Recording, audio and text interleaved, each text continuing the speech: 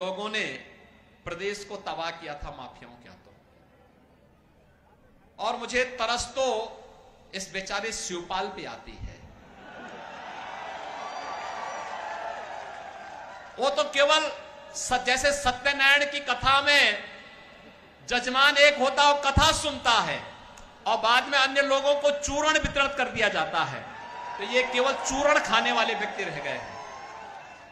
कभी नेताजी मुलायम सिंह जी के मुख्य सिपह सालार हुआ करते थे, पूरे प्रदेश में तूती बोलती थी। और आज क्या हालत है, यानी कहीं कोई कार्यक्रम हो रहा है तो उनको बैठने के लिए सोफा नहीं मिलता, हत्ता मिलता है बैठने के लिए, हत्ता। और चूरण खाने के आदी हो गए हैं। और इसीलिए मैं आप सबसे कहना चाहता हूं, अरे वीर भूमि है, चूरण मत खाइए।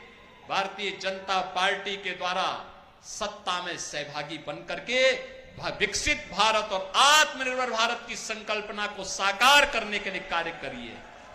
इसीलिए मैं आपसे कहने के लिए आया हूं, बहनों और भाइयों, ये जो माफिया और अपराधियों के लिए फातिया पढ़ने वाले लोग हैं, इनसे कहिए कि 5 साल और फातिया के लिए आपको हम दे रहे हैं, जाओ खूब पढ़ो, देश को आगे बढ़ने दो।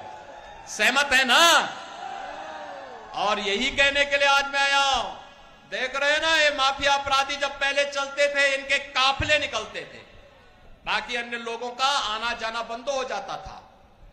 और अब इनके गले में तख्ती लटकी है, कहते हैं हुजूर एक बार केवल जान बख्श दो, थैली लगा करके आजीविका चला लूंगा। अब जमीन कब्जा नहीं कर पाएंगे लोग। पहले बोलते थे ना, जो प्लॉट खाली है वह प्लॉट, उस पे कब्जा करते थे जबरदस्ती, सपा का बोर्ड लगा के कब्जा कर लेते थे। अब भी कब्जा कर पाएंगे क्या? अब कब्जा नहीं कर पाएंगे, क्योंकि मालूम है कि पीछे से बुलडोजर की दृष्टि भी पड़ रही है, पड़ती है, वो बहुत ठोस एकदम सटीक निशाना लगाता है। और जब चलता है ना, तो ऐसे चलता है कि बड़े बड़े माफिया की पैंटें गीली हो जाती हैं। और बहनों और भाइयों, मैं यही कहने के लिए आज आया हूं, ये हमारे लिए गौरव की बात है। 500 वर्षों के बाद अयोध्या में रामलला विराजमान हुए हैं। हुए हैं ना? हुए हैं, कोई संदेह है क्या? भाजपा जो कहती है सो करके दिखाती है। और आप देखना, काशी और अयोध्या तो हमारा संकल्प पूरा हुआ। अब हम लोग मथुरा की तरफ प्रस्थान कर रहे हैं। ब्रजभूमि के विकास के लिए हम आगे बढ़ चुके हैं।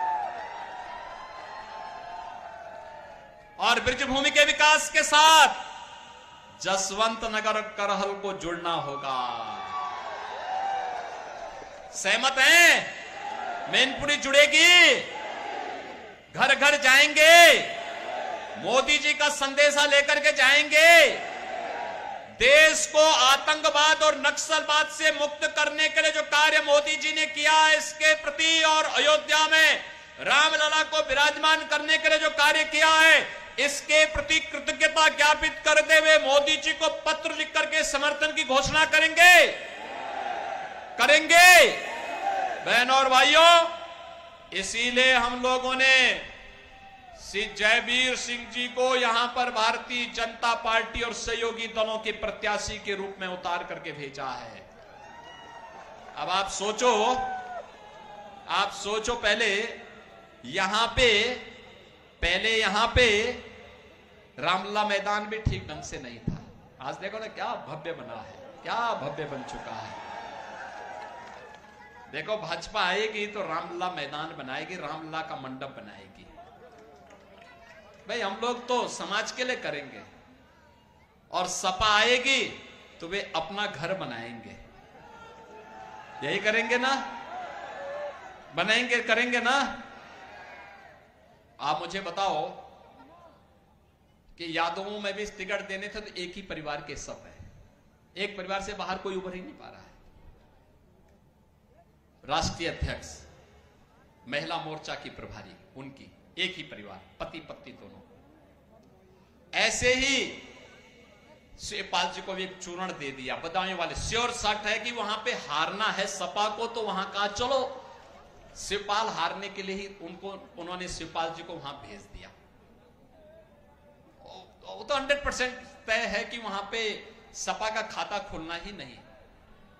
और इसके बाद फिरोजाबाद में उन्होंने भेजा है, तो फिरोजाबाद में तो पिछली बार ही तय हो चुका है कि वो भाजपा के पक्ष में निर्णय ले चुके हैं। और 5वीं सीट है, बेचारा धर्मेंद्र यादव ना चाहते हुए फिर आजमगढ़ चला गया। पिछली बार दिनेश लाल यादव निरोवा भोजपुरी का बहुत अच्छा कलाकार है, और निरुआ ने पिछली बार ऐसा हराया, उनको ऐसा हराया कि दोबारा वे आजमगढ़ नहीं जा पाए डर के मारे। और फिर से आजमगढ़ की जनता यही फैसला करने जा रही है। लेकिन ये 5 के अलावा क्या कोई दूसरा यदुवंशी नहीं था क्या? एक परिवार के अलावा कोई है ही नहीं क्या? बहनों और भाइयों, ये परिवारवादियों को सबक सिखाने का समय है।